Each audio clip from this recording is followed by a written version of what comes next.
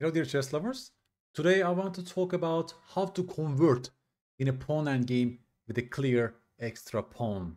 In this position it's white to play, folks. Please take a stock and formulate a winning plan for white. Yes, white is winning, but how?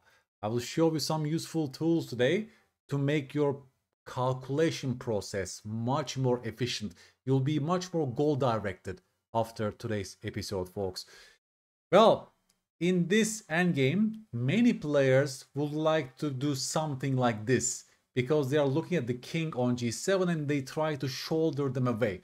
In fact, that's not a move that wins. King d6 will be a big mistake because you're allowing king f6 and there is no way for white now to win this game. So the right way of looking at this position, folks, is to look where your pawn is placed and identify the key squares your king has to occupy to win this game. For the pawn on the second rank, these are those three squares, folks. I will mark them like this for you. If the white king physically occupies either of these three squares, white always wins. So once you know this knowledge, your play will become much more goal directed, because here the main goal for the white king is to reach either of these three squares, correct? So then you don't even look at the move king d6. Your play becomes much more goal directed. Either king d4 or king e4 wins for white. I will show you. It looks counterintuitive, like, right? The king is just going backwards. What's going on here? It looks like a strange first move, but once white knows the goal, then this becomes easy to understand. You tell me the next move that wins. There's only a single move that wins. Yes, king e4, because now the king is occupying that key square of the pawn on the second rank. So I'll just show you quickly how the game goes. King e6. Next move, you tell me, folks. Yes, we go king f4. We are still occupying that key square. And now comes a very important move, f3, right? We have the extra tempo to spare, which means the king has to give way to us, because right now it's an opposition you're seeing, right? When the kings are looking at each other with like one file separating them, it's opposition. So thanks to that move f3, they are giving the move to black, which means they are giving room for us. And now I will tell you one more thing. You just move the pawn to the third rank. For such pawns on the third rank, key squares are this, right? The same as the second rank pawns. The key squares are those three squares in front of the pawn, two squares in front of the pawn, just like that, the same pattern. Now it's black to move, and it becomes obvious that our king will occupy either of these three squares, right? There's no way for the black king right now to stop the white king from occupying either of those three squares. For example, king g6, we go king e5, and you see we obtained a winning position. That's a knowledge that you know. Now I will show you one more pattern, king f5. The rest is actually quite easy to understand, right? You always improve your king first and then push f4. Why? Now the pawn has reached the fourth rank and nothing changes. The key squares are still those three squares, and it's obvious that the king is already occupying that key square on g6. So white is winning. You can go f5 again, and now what has changed? The pawn reached the fifth rank, and for fifth rank and sixth rank, the key squares become even more. Suddenly, we have 6 key squares instead of 3, right? And it becomes obvious that the white king is already occupying one of those key squares. Thus, that's a winning position for white. After king f8, you tell me, folks, do you go king f6 or f6 in this position? Please avoid the blunder. You're a great player if you come up with the move king f6. Opposition never hurts in pawn endgames, and the king has to give way to us, right? It becomes obvious that after this, we win like this, and after king g8, we win after king e7. Again, take a step back. There's a pawn on the fifth rank, which means there are 6 key squares. If our king occupies either of those 6 key squares, then we always win. There are exceptions, namely knight pawns, b and g pawns. I will come back to it very, very soon, folks. And of course, the rook pawns, right? They are the most difficult to convert. So this rule holds if your pawn is not a rook or a knight pawn. Okay? And king e7, king g7, easy to understand, right? We win this position. If in this position, instead of king f6, you go f6, I'm sure many of you fell for this mistake at some point, right? It's just a draw. Black will go king g8. And you see, the pawn reached the 6th rank. There are the key squares. Well, those 6 are the key squares of that pawn on the 6th rank, right? Just like the pawn on the 5th rank, we are talking about 6 key squares that our king must occupy for us to win. But is it possible? Their king just took the opposition with king g8. Now our king cannot invade. And if we have to step back, then they will play king f7, of course. And here, there's only one drawing move for black. Please tell me, folks. Yes, this knowledge you must know by heart, by the way, right? This is such a fundamental, basic pawn and game knowledge that you must know it by heart. King f8, king e6, king e8, and they are still stopping our king from occupying either of those 6 key squares. And if you have to push the pawn, of course they will go king f8, and the game is only a stalemate after king f6. This you must know how to defend such positions. That's exactly why after king f8, only winning move was king f6, right? Of course, you're having a winning position, but you have to be accurate as a winning side. For example, you have to go king f6 here, and opposition is taken. The king has to give way, and you win easily. Now, we have this information, folks. It's white to play. Please tell me the only move that wins for white in this position. First, think for yourself. And I'll give you the first prompt. Folks, we have the pawn on the 3rd rank. So where are the key squares? Those 3 are the key squares for the pawn on the 3rd rank. So our goal with the king is to occupy, physically occupy either of those 3 key squares. Thus, which move comes to your mind? Look at the black king. They are sort of far away. The black king is closer to these 2 squares, but he's far away to the square a5, right? And our king is sort of closer on that side of the board. Given our goal orientation, given we are fighting for those key squares, you tell me, is it king d2, king c2, or king b2? If you're hand waving, if you're only relying on some random geometrical patterns in pawn and games, I'm sure most of you want to go king d2 because you think, hey, I'm sort of closer to the opponent king. I want to shoulder them away directly like this. In fact, that's a drawing move. It doesn't win. The black king will do this, and if you do this, they will have your position like this. You cannot invade and occupy those 3 key squares right now. It's impossible. And if you go king c3, of course, they will go king c5, and they are keeping their position, and the rest is a very, very simple way for them to draw. I'll just show you how it goes. This must be known by heart as defensive side, as mentioned, right? It's just automatic move, basically. King b8, king c6, and it's a stalemate, right? It's very easy to understand. So once you know this, king d2 is not a winning move. King c2 is not a winning move for the same idea. Thus, you find the move king b2. The only move that wins looks counterintuitive at first sight, but once your goal is clear, it's obvious that that's a winning move. Only winning move, king a3. If you do king c3, you allow your position, and your king can no longer occupy those 3 key squares. But king a3, right now you're really threatening king a4 or king b4, and there's only a single way for them to stop king b4, but they cannot stop king a4. And you reached your goal. That's exactly why you chose this pathway. King a4 is on the board. Right now, black cannot keep the opposition. They have to give way to you by playing king b6. And here comes my question. Do you go king b4 or push the pawn to b4? Of course, we go king b4. We keep the opposition. The black king must give way to us, either like this or like this. Either way, we are occupying one of those 3 key squares. Remember, for the pawn on the 3rd rank, these are the key squares. And after this, it becomes evident that we are occupying either of those 3 key squares. If they do this, then you do this, and you're still winning this position, right? That becomes obvious that that wins. Now, another very similar position, folks. It's white to play in this position. There's only a single winning plan for white, and please formulate it correctly. Folks, let's do it together. You see again a pawn on the 3rd rank, and you see those key squares. your king must occupy one of those three key squares to win. Thus, we start with the move king a7. Of course, if you push the pawn, then it becomes obvious that your king has no way to occupy those three key squares.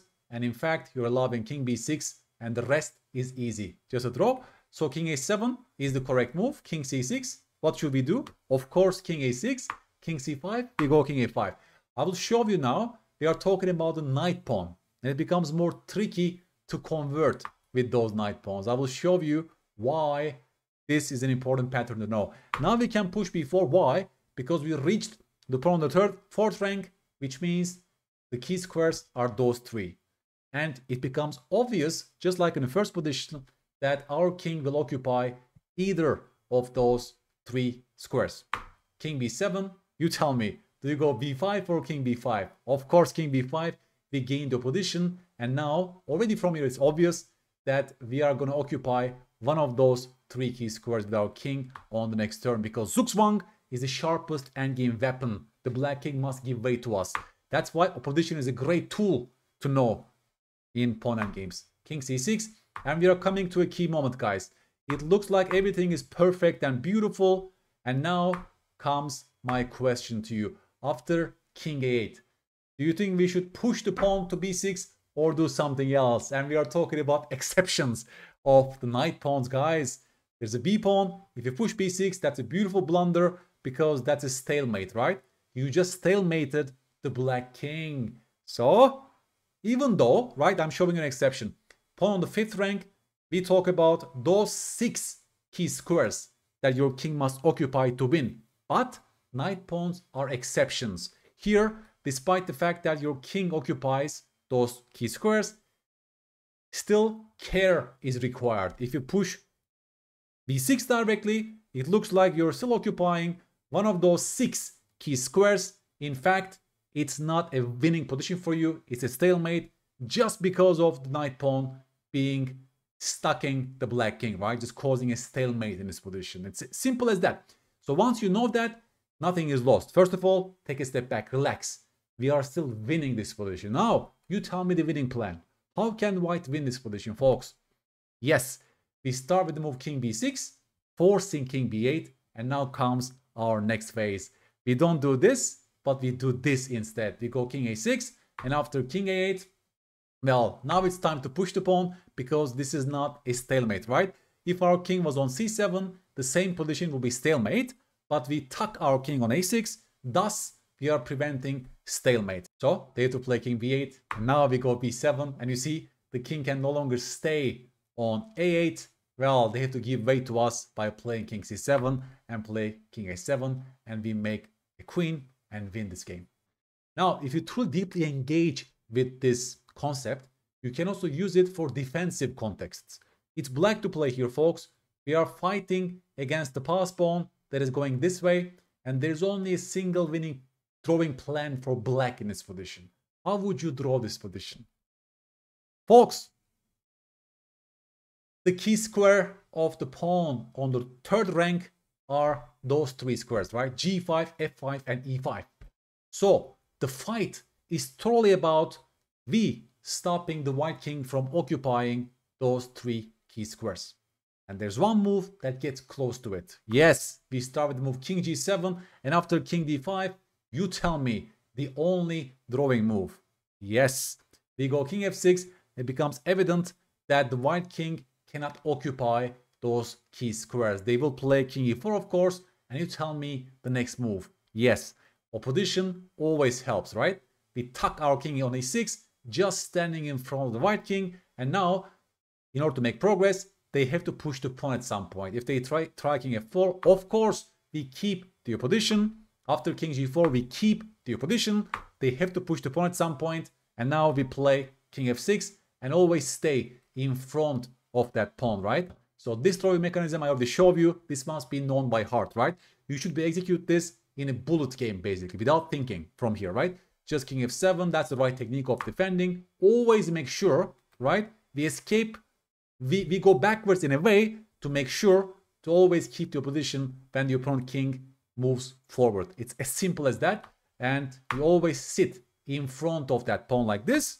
And here comes my key question, again, repetition. What is the only move that draws for black? Yes, king f8, because we have to make sure to stay in front of the white king no matter where they go, right? That's why that's the most flexible escape square. We get ready for both directions. King g6, king g8, and we draw this game with a clear stalemate. Just to repeat some concepts, folks, you see a pawn on the 5th rank, and the key squares are those 6. By the way, this pawn is a bishop pawn, so bishop pawns and central pawns are the easiest to convert. So there are no exceptions here. If you have a bishop pawn, let's say on the 5th rank, the key squares are those 6. If our king occupies one of those 6 squares, we are always winning, right? So for example, here king c6 wins, but king b6 also wins in this position. For example, king c6, it's let's say the most technical because you're also keeping the opposition. And after this, it's very easy to understand that our pawn cannot be stopped anymore. In this position, king b6 also wins because our pawn is already on the 5th rank. And after king b8, it looks like, oh, are we messing this up? Because the opponent's king just got the opposition. We say no, no, no, no, no, because we have a pawn on the 5th rank, right? And the key squares are those 6. Which means we can push to c6. And again, for the pawns on the 6th rank, the key squares are those 6. If our king occupies one of those 6 squares, we are always winning. In this position, it transpires that after king c8, we can reach the 7th rank with our pawn, and with the pawn on the 7th rank, key squares are those 5, folks, right? So please focus on those 5 squares. If our king occupies either of those 5 squares, we are always winning. And because it's black turn to move in this position, right? It's very important. They have to give way to us. They have to play king d7, and then we can play king b7, and we are promoting on the next move. If in this position it will be white to move, then this position would only be a draw, right? Because that's the only move that can save your pawn, but that leads to a stalemate. But given that after c7, it's black's turn to move, now white is winning because they have to let us occupy one of the key squares of this pawn on the 7th rank, right? One of those 5 squares are the key squares, and we are winning this game. So we can even go back and understand that we have 2 different winning moves in this position with white. But if you are careless and play c6, then there is no way for us to win, because the key squares for this pawn are those 6, and it's impossible now for our king to occupy those key squares, right? Because their king is standing in front of our king. It's impossible. If we push, then they play like this. We have the same position, except it's our turn to move. Thus, it's only a stalemate. And finally, folks, we have to talk about rook pawns. Rook pawns in general are the hardest to convert. They are the most difficult for us who is having the extra pawn to convert, right? Because of the geometry of the board, of course, right? Our king is already standing in front of that pawn, and we are lucky that it's white to play in this position, and white has, let's say, 2 different ways of winning this position, and the key squares are those 2. Usually for the rook pawns, it depends on the context as well. I'll just show you exactly what I mean. But if you occupy either of these 2 squares with our king, then we are almost always winning those positions. For example, king g7 is the most technical because you're also shouldering the black king, and you gain the horizontal position, let's say in this position, and the black king cannot really come close to your pawn, and you just basically promote, right? That's easy to understand. In this position, if you're careless and push h6, then you're inviting king f7 or king f8. Both of these moves are drawing for black. Why? Because this way they are stopping our king from occupying those 2 key squares.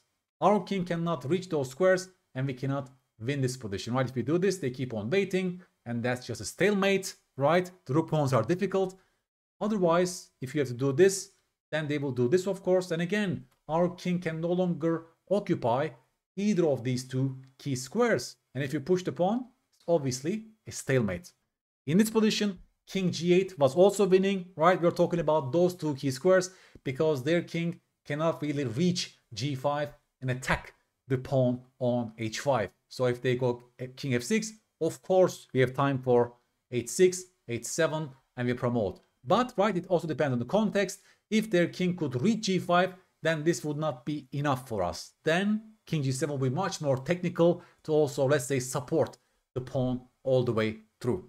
For example, in this position, there's only a single winning move for white. Please tell me, folks, which one? You're a great player if you come up with the move king g7, and now you're escorting this pawn while also occupying the key squares of the rook pawn. If you're careless and play king g8, then you invite king f6, and yes, you're occupying one of those key squares, but your pawn is disconnected, it's just too far away. And if you push h5, you invite king g5, and of course they are grabbing that pawn with a drawn position. If in this position you're still careless and push h5, you're inviting king f7 or king f8, and they are still stopping you from reaching those key squares, and the game is a draw.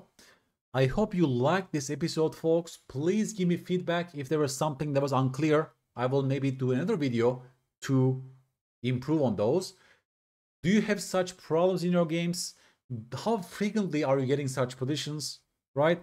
Pawn endgames in some sense are very important to master first. As Capablanca said, we should first and foremost know the endgame, because then you can make the right decisions from the middle game and so on. But some endgames are more important than the other ones, right? The frequency of occurrence is much higher for certain endgames.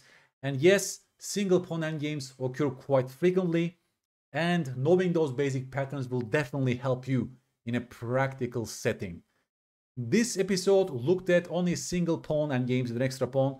Of course, context is everything when it comes to pawn endgames in general. They are one of the most sharpest things in the chess universe. They're always, requirement for concrete calculations. A minor thing can change everything, but these are the cleanest type of pawn endgames we get because there's an extra pawn and nothing else, right? Even then, there are some complications, but here at least we can follow some rule of thumbs and even algorithms to figure everything out, right?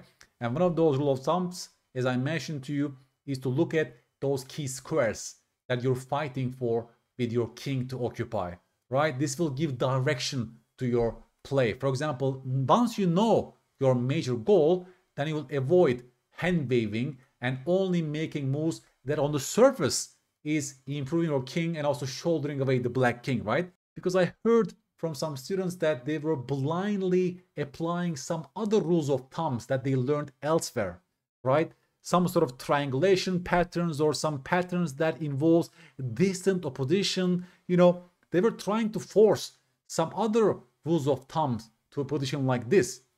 And then I want to correct them. I just tell them, with the clear extra pawn, the real fight is to occupy those key squares with your king. And this way, right, they are changing their mental models and they gain much more goal-directedness in their approach to chess. And thus, it becomes easier for them to find maybe such counterintuitive looking moves like king b2 and king a3. What's going on? We have been taught that in the pawn endgame, we have to centralize our king, right? Move the king up to the center. What is going on here? Why is the white king going to the sideways? Well, we are going to the sideways because our goal is clear. Our goal is to reach one of those three key squares before the black king stops us. If in this position the king could move like a knight, then they could stop us, right? But they are not in time yet. That's why the fight for a4 has been won. And once you win the fight for a4, then you will inevitably win the fight for those three key squares, right? That's a beautiful thing of all this. And you gain that key square on c5 with the winning position. Drilling those positions also teaches us why, in general, we should not rush with pushing the pawns in an endgame like this, right? But we should first and foremost improve our king, because every pawn push is critical. It's changing those key squares. So usually, right, before we move the pawn, we first occupy those squares with our king and later escort our pawn gradually, right? Gradually, because once you win that fight for those key squares, then the opponent king cannot stop you. And finally, please don't forget about the knight pawn, folks. You can blunder your way into some stalemates like this, right? b6 will be a terrible stalemate here, but just relax, nothing is lost. You're still keeping control of the position and you're occupying the key squares, one of the key squares of the pawn on the 5th rank. So nothing is lost. Just relax It's not a rook pawn and you're winning, right? That's it. If it were rook pawn, by the way, folks, this would not win. But knight pawns, bishop pawns, central pawns, you always win as long as you reach one of those 6 key squares of the pawn on the 5th rank. Okay? It's a simple rule. Once you know it by heart, once you apply it, it becomes easy to apply, right? And the best way of drilling those is to go and play against an engine, right? I don't preach it so often, but for these kind of theoretical endgames, it's good to practice against a chess engine. Just go to Stockfish, take one of those positions I just set up today, and try to convert them, okay? There are also some websites, even chess.com has, dedicated practical exercises like this that you can try to convert. This should be done by repetition, but don't forget about the rules of thumb I told you. It will just make the whole process much more efficient for you, okay? I'm waiting for your feedback. Please like and subscribe if you like this video, folks. That's very important for me to be able to produce similar content. I'm here to help you improve your chess game, and I will catch you on the next episode. Bye-bye.